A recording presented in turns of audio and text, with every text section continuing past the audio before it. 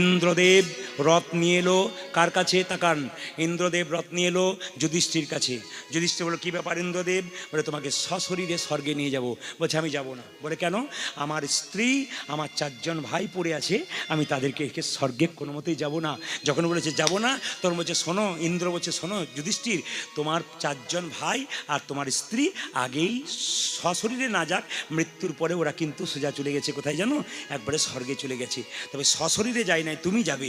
বলে, না আমি যাব না, আমার কুকুরটাকে নিয়ে যাব, কুকুরটা পেছনে আসছে। বলছে যুধিষ্ঠির মহারাজকে ইন্দ্রদেব বলছে, না কুকুর নিয়ে যাওয়া যায় না, কুকুর অপবিত্র, খবরদার কুকুর নিয়ে যাওয়া যাবে না, তুমি একাই যাবে তবে যাবে। বলছে, না গো, কুকুর আমাকে শরণাগত, মানে কুকুর আমাকে শরণ করে এসছে, ও পথিক, ও আমার সঙ্গে ছিল, আমি ওকে ছেড়ে কোনো মতেই যাব না। সঙ্গে সঙ্গে কুকুরটা ধর্মের রূপ ধারণ করে বলল, যুধিষ্ঠির মহারাজ, আমি দেখতে কুকুর ছিলাম, কিন্তু আমি ধর্ম। তোমার চলা